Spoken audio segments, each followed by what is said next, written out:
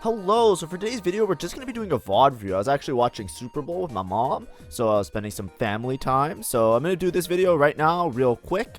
So it's not going to be like a general guide, but make sure if you do like my content to like and subscribe. This is going to be a VOD review where I'm going to talk through my process and my ideas every step of the way, as well as give you some tips on Unleash the Beast Urgot. But this was a video I played more, this was a game that I played more recently. This video is going to be me talking about all my decisions as a VOD review. The VOD is going to be a little bit accelerated. I think I'm at 1.25x speed just to make sure that I upload this before midnight to keep my upload streak of a daily video for the channel. Because like I said, I was a bit busy today. I was hanging out with family and stuff. But anyways, Unleash the Beast Urgot, very strong. Extremely powerful. It's almost like an Urgot hero augment. I would say that playing Urgot Reroll without Unleash the Beast is a little bit awkward sometimes. So you always want to make sure that you have certain enablers. Now, the encounter for this game is very important because it's Jace encounter.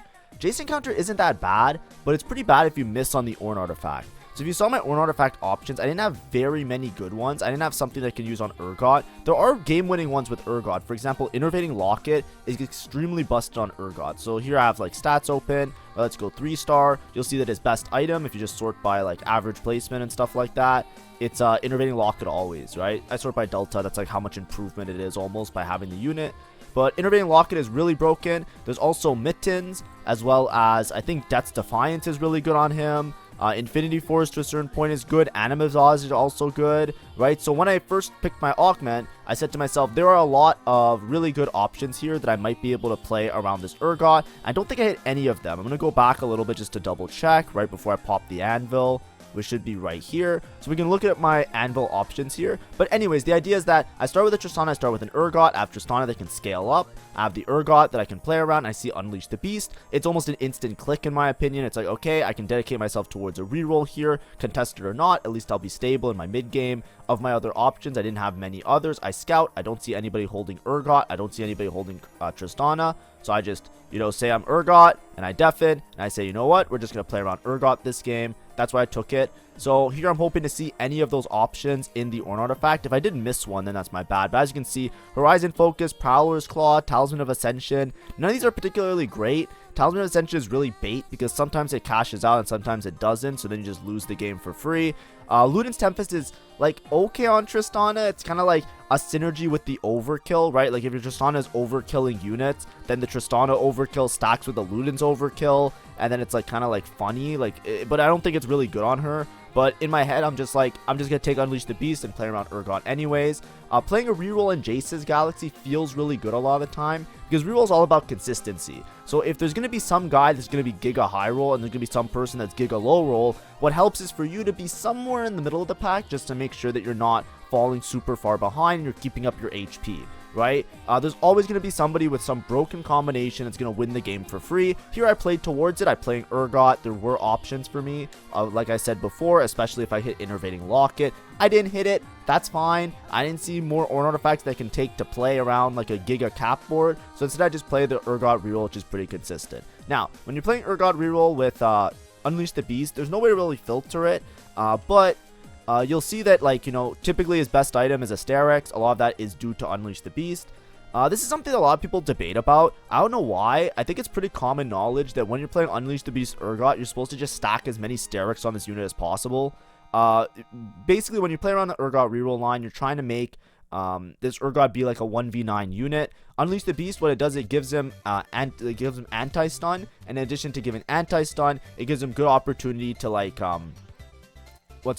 do a bunch of damage because it gives him a huge amount of attack speed as well as AD. So he just kind of pops off. It's just like a perfect synergy almost. It gives him everything he needs to do to go nuts. You'll see that in terms of best item placements, usually it's like a Sterex is really good with another Sterex, which is really good with another Sterex. If you so typically what you put on Urgot is triple Sterex.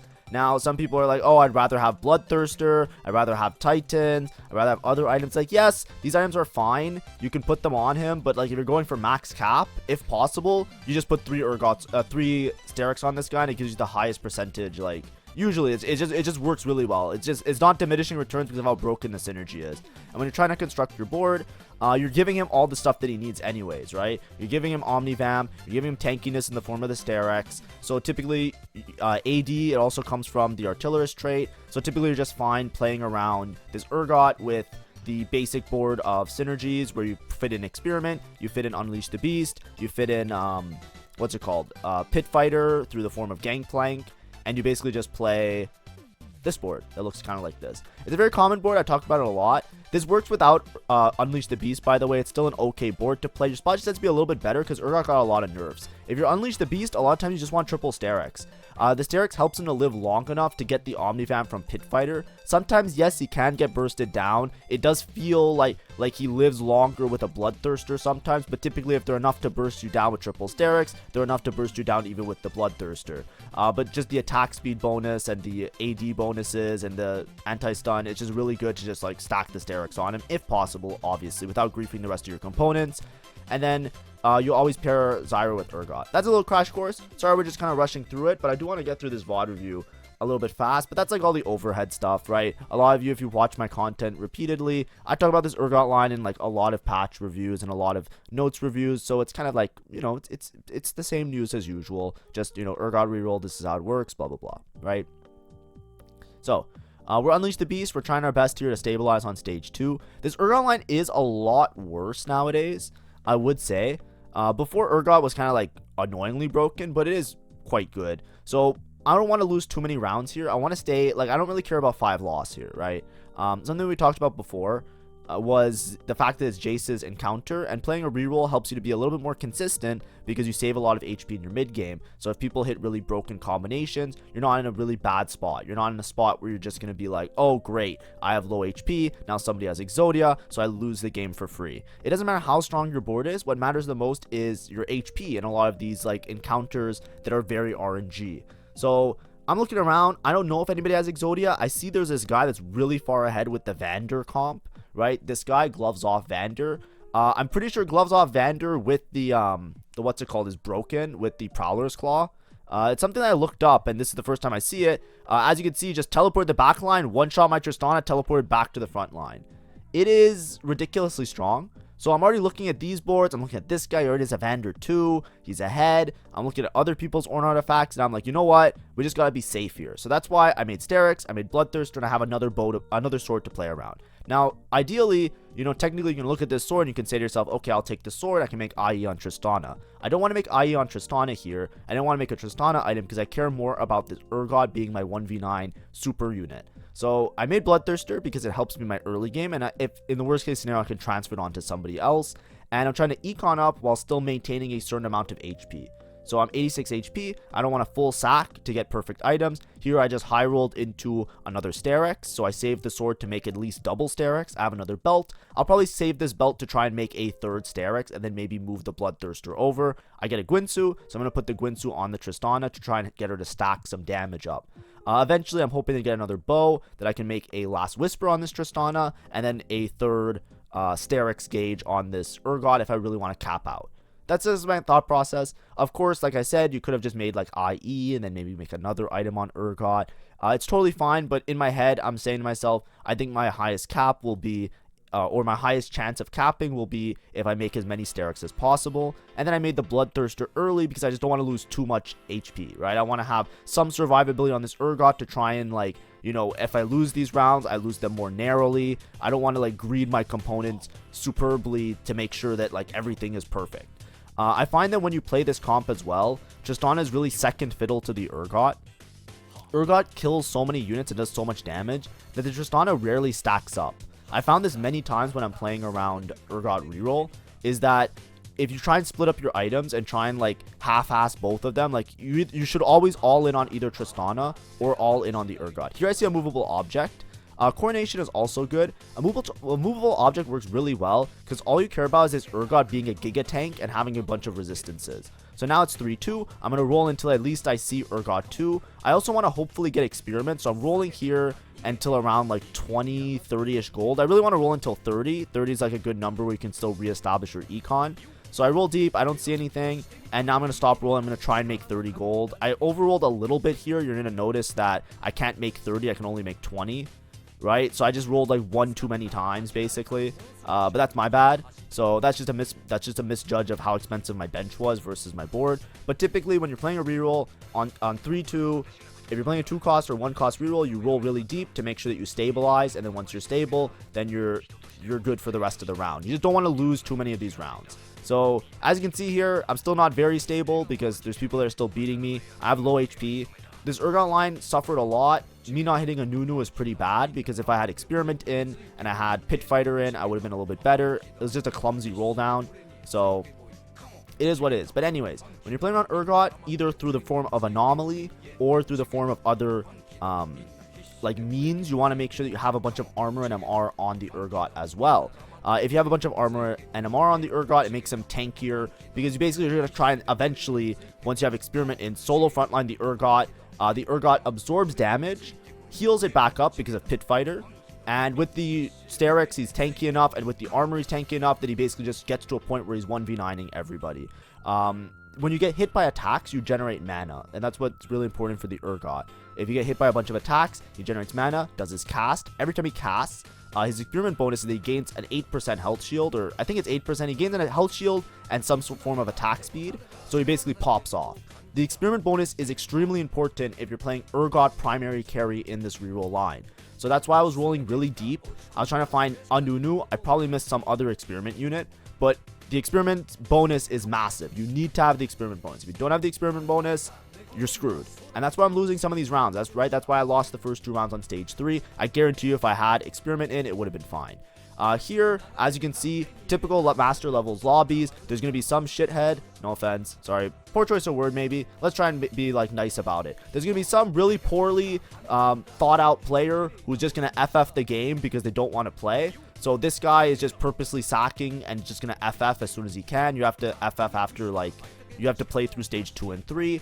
That sucks. It's basically like playing a 7-person lobby, except now it's just RNG whether or not you fight the person that is sacking. So I ended up fighting him, so it's good. But basically this is a free win for everybody, so it ups the HP of the lobby. If you can imagine it, basically it's like giving 10 HP to 5 different players on stage 3. That's the way that it works. So when you give that much HP to the lobby, people start to cap a lot higher. Everybody that fights this guy is basically getting a free 10 HP, so he's ruining the entire game for everybody. And I talk about this a lot, but you know, if you're gonna play the game, play the game. Don't just queue into the game, tilt out of it, and FF out of it, right? Your presence is necessary for the balance of how people's strategies play out and how things work out. So that guy just FFing makes it really difficult. I'm sure there's going to be a large disparity in terms of HP between different players because of it. And it's just going to come down to whoever fights that guy gets free HP. And it's like, okay, that's kind of sucks, right?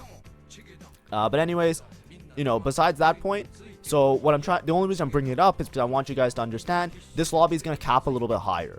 There's going to be high rollers, they're going to high roll harder, just because you have extra HP to work with. It doesn't seem that significant at first, but it becomes very significant. Like, it is. You have to trust me on that. If you don't agree with me, I'm sure at one point in your life, something like this will happen to you more often, and you'll start to notice it, and it'll make sense, right? But anyways, we're kind of stable. We don't have that many copies of Urgot. Don't have that many copies of Tristana. I still don't really have like the full setup here because I don't have Experiment in. As soon as I have Experiment in, I should be relatively stable throughout stage 3 and stage 4 as well. But it is what it is. I did find an Elise, which is great for me. And a movable object is really strong. So now I'm just looking at my items. I made IE on Tristan instead of Last Whisper just because I was scared about stabilizing. So I made sure to like, you know, I made sure to just slam the items as I could. Here now I can make a anti-heal, right? I can make anti-heal in the form of Morello, but I might end up just making triple Sterix. So I have my Experiment bonus in now. I'm rolling a little bit here. I think it's debatable what I end up making. I think I might just make triple Sterix just to make sure. I think triple Sterix now, maybe I overvalue how strong it is. I think if you're playing Urgot Unleash the Beast, triple Sterix is so important that I'd rather just make that. I make Morello anyways. Okay, never mind. So that's fine. I was going to say, it's really greedy for me to make triple Sterix because I have 3 items. So I want to make sure at least I have some utility, right? Urgot has a little bit of Sundering, which is great. And then, what's it called? Urgot has some sundering, so he has some armor reduction built into his kit. So you can delay it a little bit. It's still good to make sundering. But I really need anti-heal because there's a lot of boards. Like, look at this Vander board, right? If I didn't have anti-heal, do I beat this guy? Probably not. Also, this is how broken Unleash the Beast is. The Vander didn't get to reset off of the kill and get the proc for his Prowler's Claw and kill all of my units. So I was actually able to beat the Vander player by just drain tanking with the Urgot. So that's the idea behind giving him a bunch of Sterix and giving him a bunch of resistances in the form of this Randuin's. These are all really good setup for my units. I actually have a really good setup to top 4, even though I don't have a good Ornn artifact. Playing around a more consistent, reliable reroll line is how I'm going to try and get myself to top 4. Now, huge mistake over here. First of all, I took mentorship just because HP and tankiness and attack speed, it seems like it's good for this board. Something I'm not going to notice for a while here is that I'm backlining my Elise by accident. I position like this to get maximum mentorship value. I definitely should have put the Elise in the front line because the stun on the Elise is very important in a lot of these fights. Just to mention that.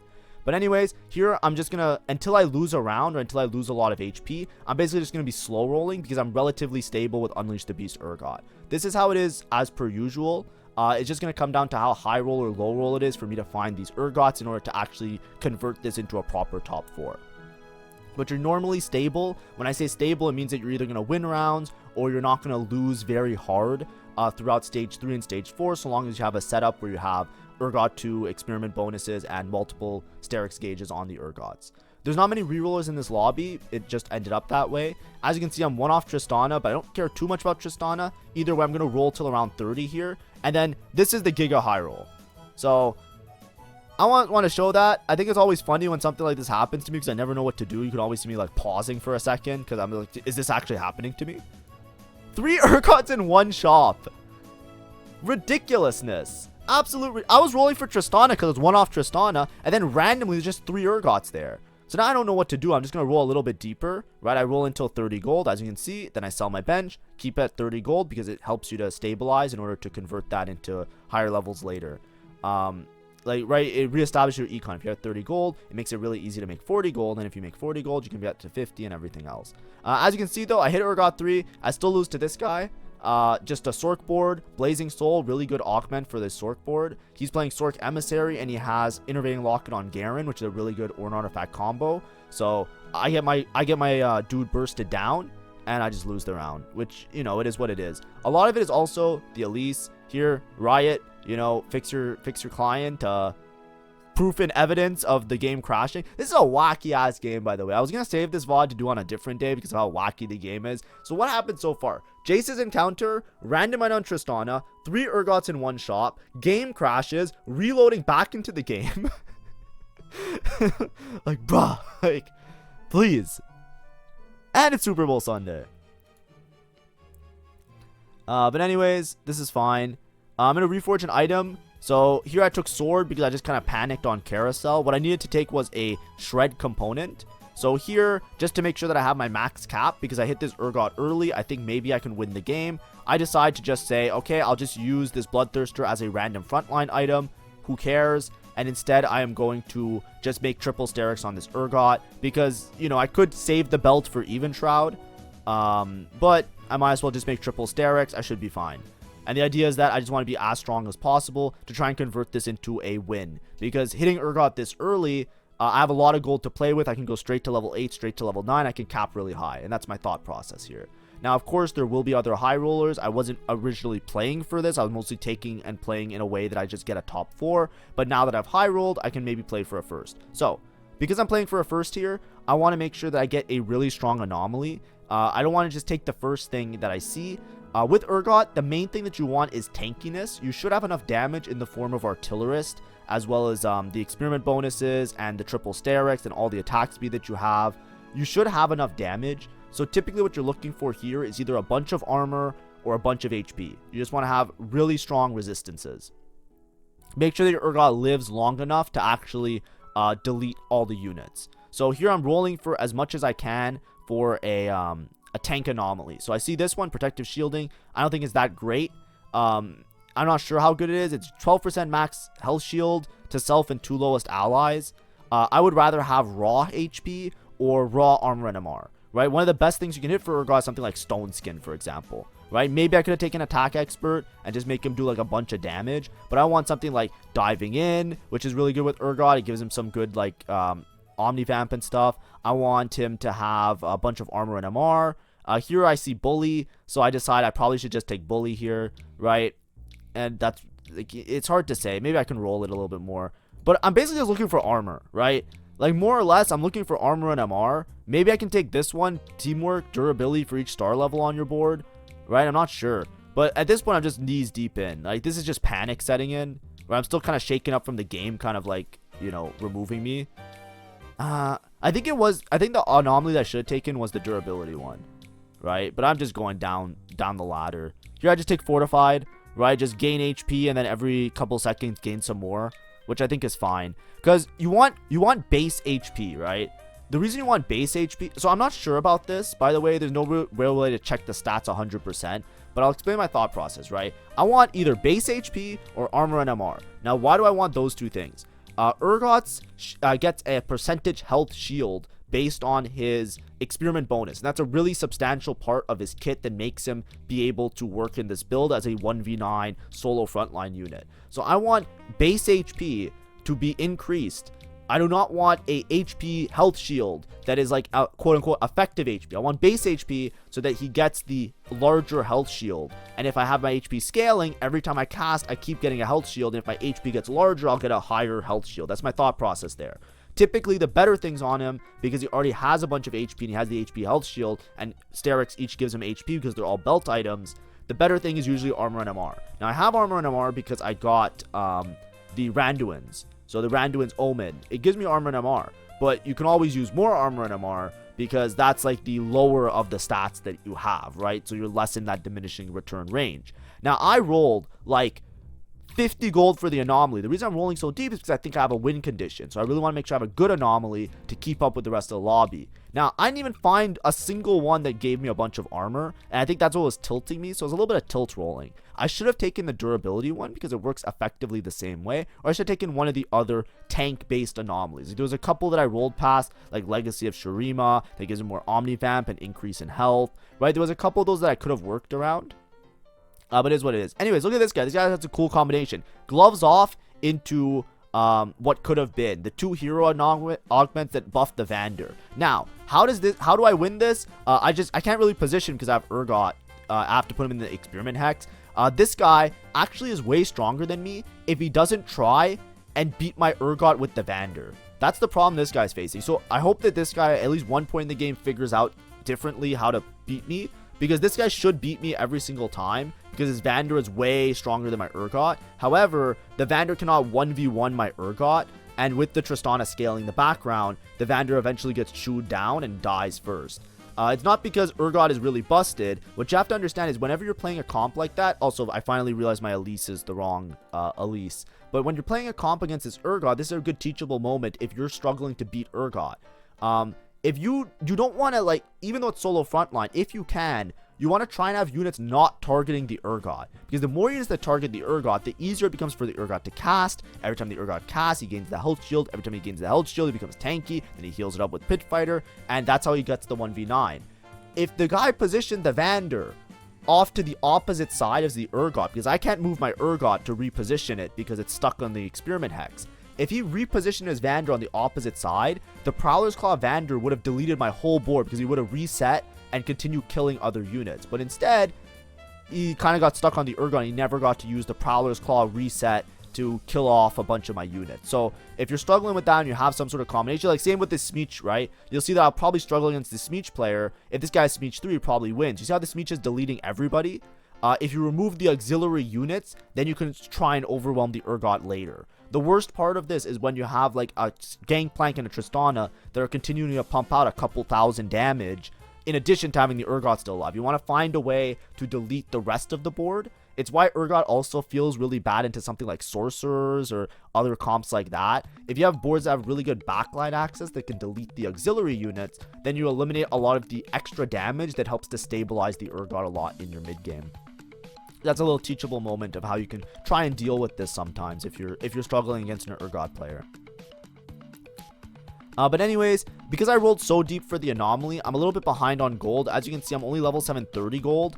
I did roll really aggressively for the Anomaly, so I've hurt my max cap. So that's a huge throw that will probably cost me going first, right? It was kind of like a catch-22. I wanted to roll really deep for a good Anomaly, and in doing so, I greeted way too hard, and now my spot is not in a firstable spot anymore, right? All the gold that I saved from high rolling this Urgot 3, I basically blew it all by not leveling effectively, if that makes sense, and rolling too deep for my Anomaly.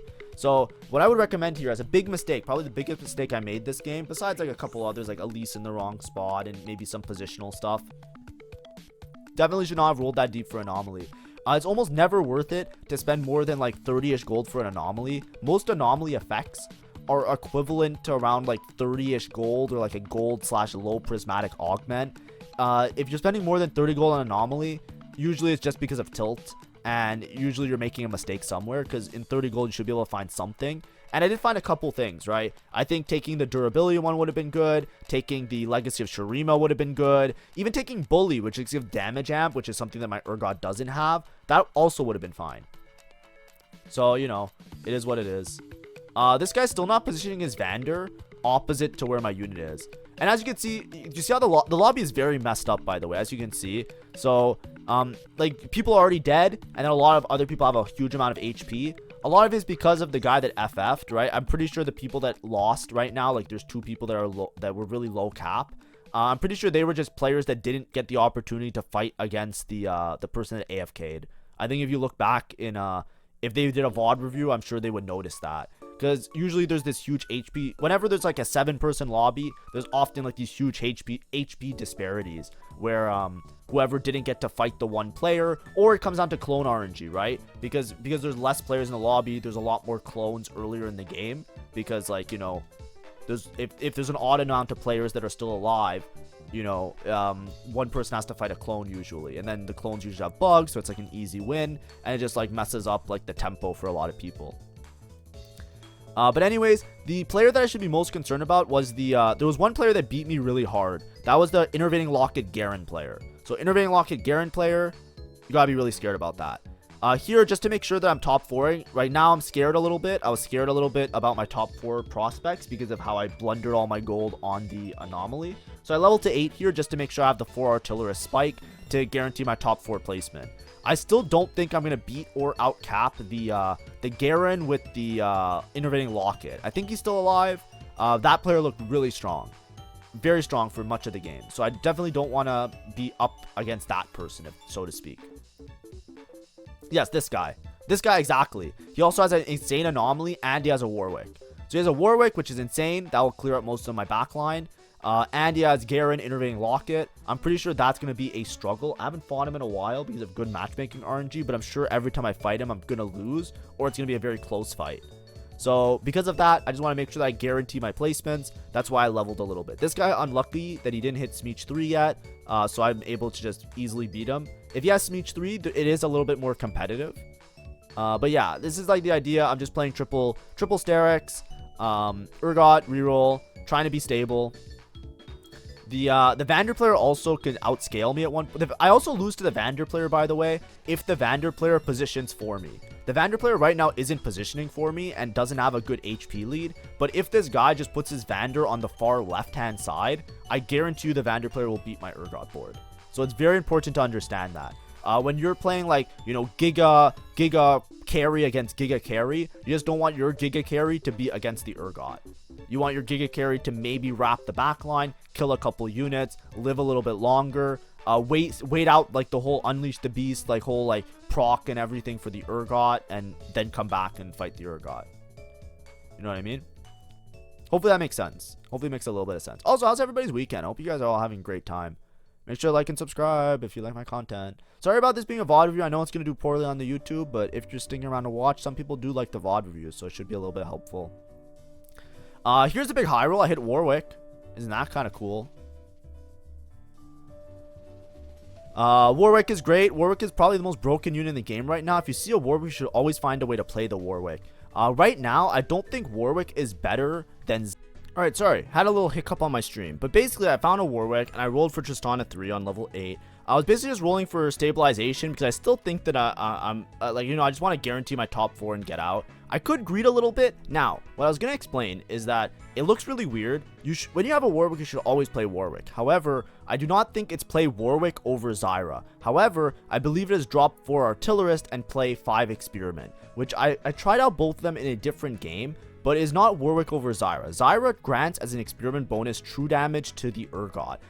What Warwick grants as the experiment bonus is stunning the unit that you kill.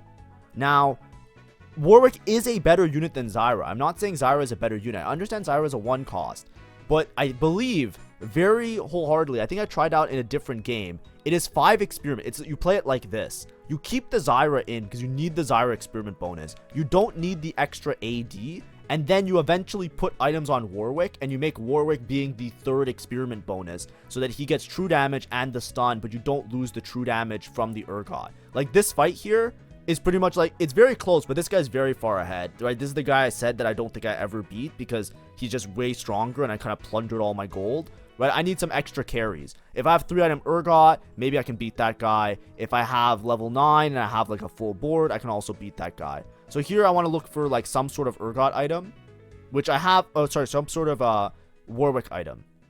Now, this is another part that I'm going to describe, hopefully the best that I can. So I struggle with figuring out how to place my units, but I think this is my strongest board. So a lot of times you're going to look at it, you're like, isn't it 4 Artillerists and get out Zyra because Zyra sucks? No, Zyra is very strong. The reason Zyra is strong, right? Why is Zyra strong? Because of the experiment bonus that she gives you. You cannot discount the experiment bonus that the Zyra gives. The extra experiment bonus that you get from her is pretty important. Now, you could technically drop it for other things as well, but then you're typically dropping it for like another form of extra damage. I've played this board without the Zyra and Warwick instead, and it is noticeably weaker against a lot of boards because the Warwick experiment bonus is pretty much useless. The stun only stuns the unit that you kill or around the unit that you kill. So basically, you're converting your experiment bonus into stunning a bunch of frontline units that doesn't matter if they're stunned, right? It matters sometimes, like maybe if I'm playing the speech player, it will matter because it will stun the other melee carries, but overall, it's pretty useless. Now, what I should be doing here is, as you can see, my Warwick is getting bursted down a lot earlier, and he's kind of taking some of the aggro off of the Urgot. What I couldn't figure out, which I was very, very dumb for, which hopefully this will reach you guys. Now, this is a game-winning spot because I found the Warwick, right?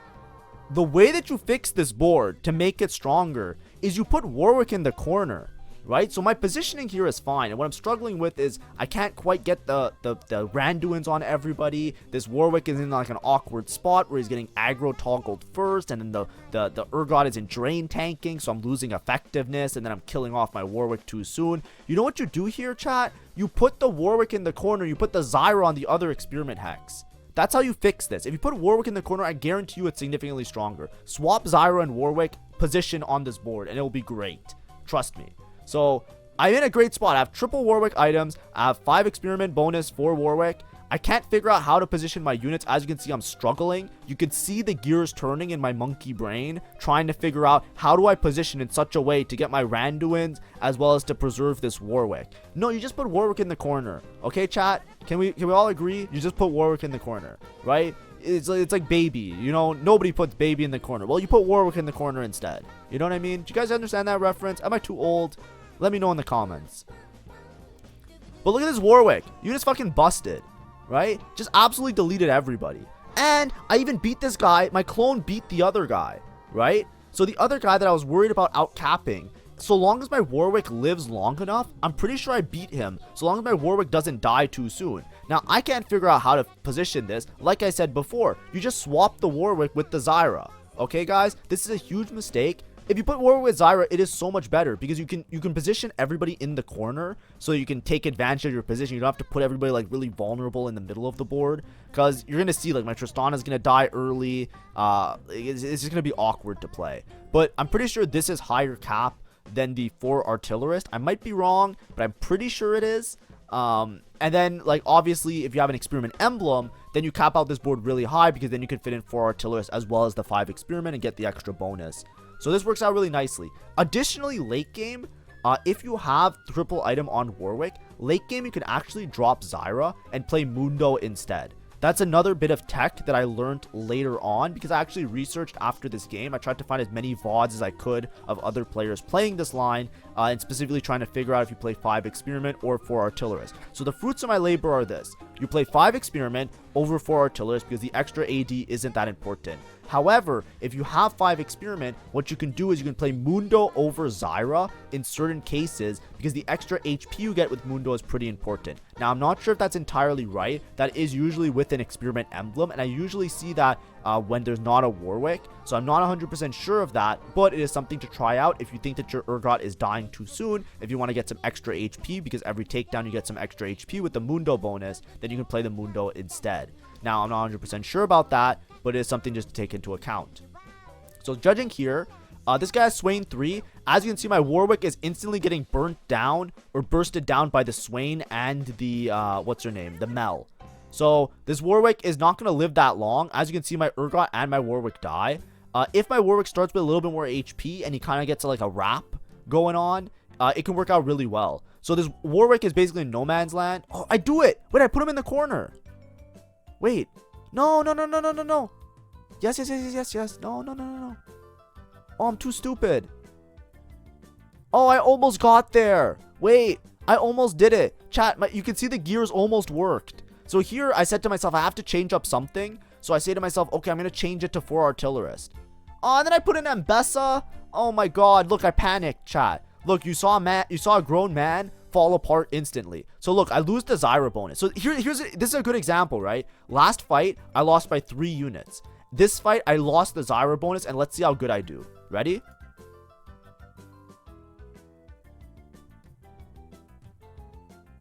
Do you see how it's not even close? Look what happened. I went 4 Artillerist without Zyra bonus, right? 4 Artillerist, no Zyra bonus. I got absolutely fucking deleted. I actually lost this game from 18 HP, I'm pretty sure. Done. I'm just dead.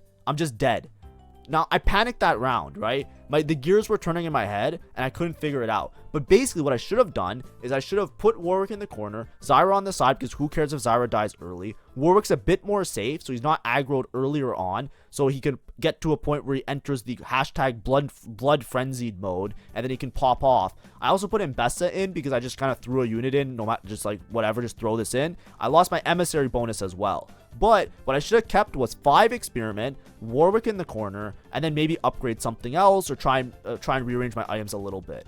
Now, I don't know if I always beat this guy because obviously as a Garen that's hard to deal with. He's playing a Mel, which is another 5 cost. He has LeBlanc. He didn't even hit LeBlanc 2 yet. And then he also has Banished Mage, so it's going to be hard for me to kill him because I have to kill him multiple times. And a lot of it comes down to the Warwick RNG because I kind of plundered my gold, right? Of course, if I had like multiple upgrades or I had like a better backline, it would have been okay. But this was my Warwick game, or sorry, my Urgot reroll game. Sorry about the video. Maybe it was a bit fast-paced, but like I said, we're going to get back to guides tomorrow. I'm going to try and make some interesting guides for the rest of the week.